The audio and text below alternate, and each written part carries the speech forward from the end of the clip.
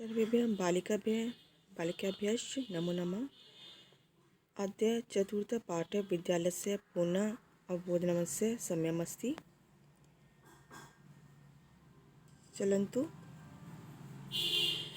देखिए, जैसे आपने पिछली बार अनुवाद सुना देखा, तो अब उसी को लेकर हम आपको कुछ बातें बता रहे हैं। जैसे आपको जो पहली बार कार्यपत्रक भेजा गया था, जिसमें आपको ये वचन के बारे में बताया गया था, लिंगों के बारे में बताया गया था कि 3 वचन होते हैं, 3 लिंग होते हैं, उनके भी अलग रूप चलते हैं। स्त्रीलिंग के अनुसार अलग चलते हैं, पुल्लिंग के अनुसार अलग चलते हैं और नपुंसकलिंग के अनुसार अलग अलग रूप चलते हैं। तो वही इसमें आपको दोहराया जाएगा, उसी के बारे में आपको इसमें बताया जा रहा है। जैसे एश विद्यालय दे रखा है, तो जो हमारी शाह है, शाह के बाद में जो बिंदु है, इसे क्या बोलते हैं? विसर्ग बोलते हैं। और इसका उच्चारण कैसे करते हैं? हाँ से करते हैं। तो जैसे एश लिखा हुआ है, तो हम क्या बोलते हैं? एशः विद्यालय, यह विद्यालय है। ठीक है। उसके बाद आपका नीचे दे रखा है शिक्षकाः। तो शिक्षक शब्द जो है वो आपका किस में है? पुल्लिंग है। और ये आपका किस में दे रखा है? बहुवचन में दे रखा है। जब हम इसका एक वचन लिखें तो इसका रूप बनेगा शिक्षकः, द्विवचन बनेगा शिक्षकौ, और बहुवचन में आपका बनेगा शिक्षकाः। तो इसके रूप इस प्रकार चलेंगे: शिक्षकः, शिक्षकौ, शिक्षकः। जैसे कि आपका कार्यपत्रक में दे रखा है, जिस समय आप ये समझेंगे उस समय आप अपने उस पुस्तिका को, यानी कि उस पेज को खोल कर रखेंगे जिसमें आपने पहले वाला कार्य, यानी कार्यपत्रक जो पहला करवाया था आपको, उसमें आपने लिख रखा है। ठीक है। जैसे उसमें आपको लिखवाया गया था रामः, रामौ, रामः। ठीक है। छात्रः, छात्रौ, छात्रः। तो पुल्लिंग जो अकारांत शब्द होते हैं उनके रूप एक समान ही चलते हैं। अब आप सोचो अकारांत शब्द कौन से होते हैं?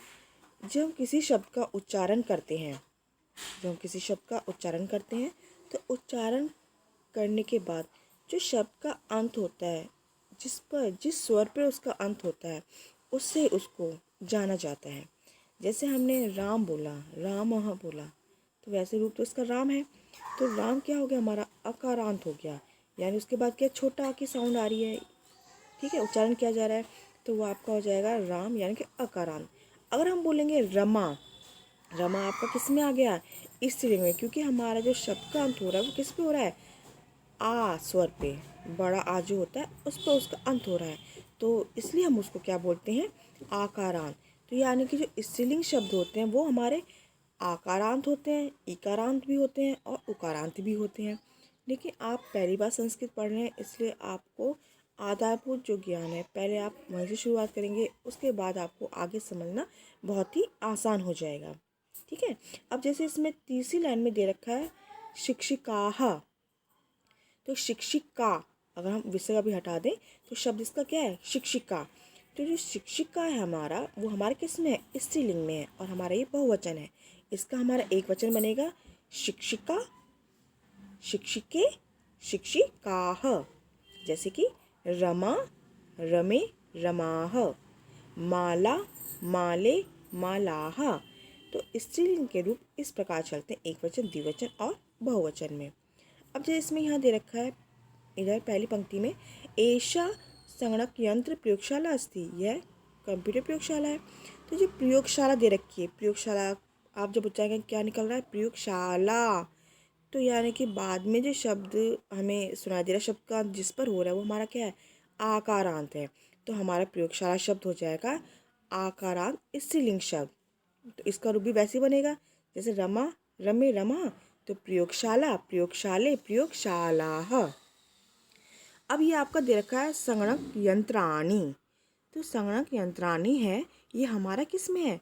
यानी इसमें आनी की आवाज़ आती है, जैसे पत्राणी, पुष्पाणी। तो ये आपका होता है नपुंसकलिंग शब्द, लेकिन ये आपका किस में दे रखा है? बहुवचन में दे रखा है। इसका हमारा एक वचन बनेगा संगणक यंत्रम, संगणक यंत्रे, संगणक यंत्राणी। ठीक है। जैसे पत्रम, पत्रे, पत्राणि, पुष्पम, पुष्पे, पुष्पाणि, नक्षत्रम, नक्षत्रे, नक्षत्राणि, इस कमलम, कमले, कमलानि। तो यानी कि जो अकारांत आपके जितने ये नपुंसकलिंग शब्द हैं उनके रूप भी आपके समान ही चलेंगे। उसके बाद है हमारा ये उद्यानम। जैसे कि इसमें मैंने बताया था कि हमारा संगणक यंत्रम बनेगा। तो अब ये इसमें क्या दे रखा है, हमारा उद्यानम दे रखा है। उद्यानम हमारा है नपुंसकलिंग, एक वचन शब्द, तो इसका रूप हमारा एक वचन का दे रखा है। तो द्विवचन बहुवचन देखो कैसे बनेगा, उद्यानम उद्याने उद्याना उद्यानानि, ठीक है, उद्यानम उद्याने उद्यानानि, पुष्पम पुष्पे पुष्पाणि, ठीक है, ये आपके नपुंसकलिंग शब्द हैं। उसके बाद अब यहाँ देखिए प्रणव दे रखा है। प्रणव आपका किस में है, पुल्लिंग शब्द है, एक वचन है, तो इसका भी आपका रूप कैसे बनेगा, प्रणवः प्रणवौ प्रणवाः। अब इसमें आपका जो पहली पंक्ति है इसमें क्या दे रखा है, ऋचा दे रखा है। तो हमारा जो ऋचा शब्द है, तो इस शब्द का जो हम उच्चारण कर रहे हैं, जो अंत हो रहा है शब्द का किस पर हो रहा है, आकार अंत पे हो रहा है, यानी कि बड़ा आ, उसकी साउंड आ रही है। तो हमारा ये हो जाएगा स्त्रीलिंग शब्द, आकारांत स्त्रीलिंग शब्द। तो ऋचा ऋचे ऋचाः, इस तरह से आपके रूप चलते हैं। अब आगे ना यहाँ पे शिक्षिका, जैसे आपने शुरू की पंक्ति में आपने देखा वहाँ पे शिक्षिकाः दे रखा, तो वो आपका बहुवचन था, और यहाँ पर आपका शिक्षिका दे रखा है, तो ये आपका एक वचन है। तो शिक्षिका शिक्षिके शिक्षिकाः। अब यहाँ पर आपका छात्राः दे रखा है, तो छात्राः जो शब्द है, यानी कि जो बहुवचन का रूप है, वो आपका स्त्रीलिंग हो चाहे पुल्लिंग हो, एक समान चलते हैं, यानी कि जो बहुवचन है वो आपको एक समान दिखाई देगा। अब देखो इसमें हमारा रूप क्या चलेगा, छात्रा, अगर हम स्त्रीलिंग की बात करें तो छात्रा छात्रे छात्राः, ठीक है। और अगर हम पुल्लिंग की बात करेंगे तो क्या बनेगा, छात्रः, आखिर जो मात्रा है वो हट जाएगी, छात्रः छात्रौ छात्राः। तो आगे ना जो बहुवचन है वो समान ही है। अब देखो आ गया ना छात्रौ, तो छात्रः छात्रौ छात्राः। अभी आ गया ना शिक्षकः, यह आपका एक वचन है, यानी कि पुल्लिंग शब्द अकारांत का एक वचन है। तो शिक्षकः शिक्षकौ शिक्षकाः। अभी देखो आपका आ गया ना चित्राणी, तो चित्राणी आपका शब्द नपुंसकलिंग में बहुवचन का है। इसका हम एक वचन द्विवचन देखेंगे तो इसका रूप ये बनेगा चित्रम, महलंत आ जाएगा, तो चित्रम चित्रे चित्राणि, फलम फले फलानि, पुष्पम पुष्पे पुष्पाणि, कमलम कमले कमलानि, उद्यानम उद्याने उद्यानानि। इस तरह से आपके रूप चलते हैं।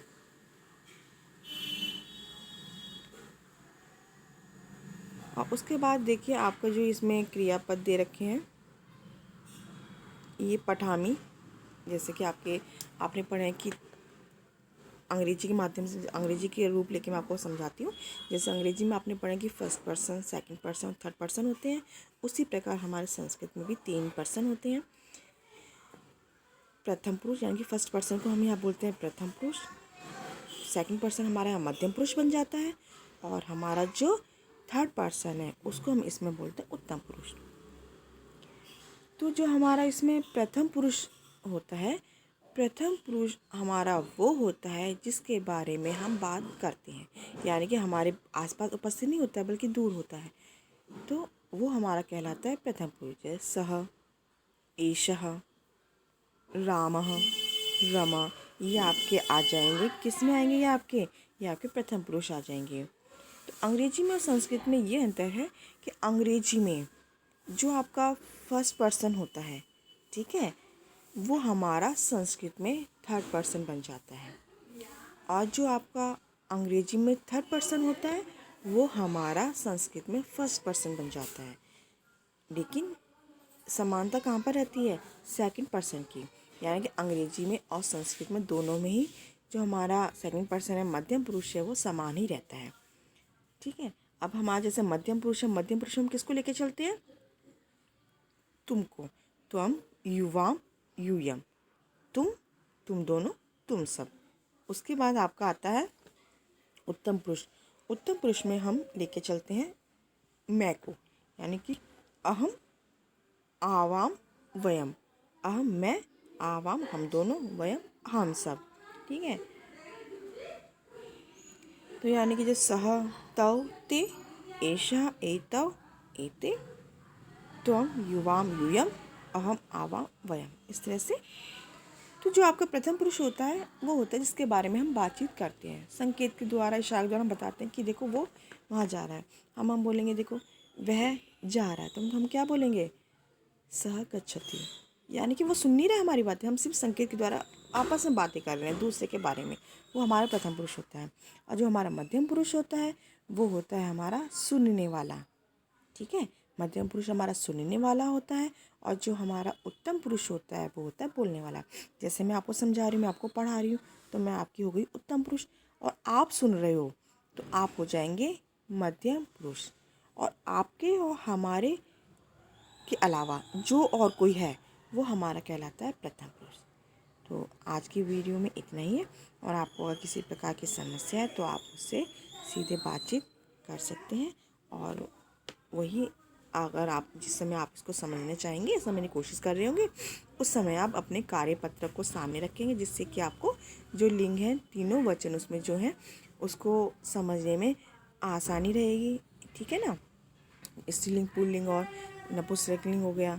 ठीक है, किस तरह से रूप चलते, किस अंतर, उस तरह से। ठीक है ना, तो धन्यवाद।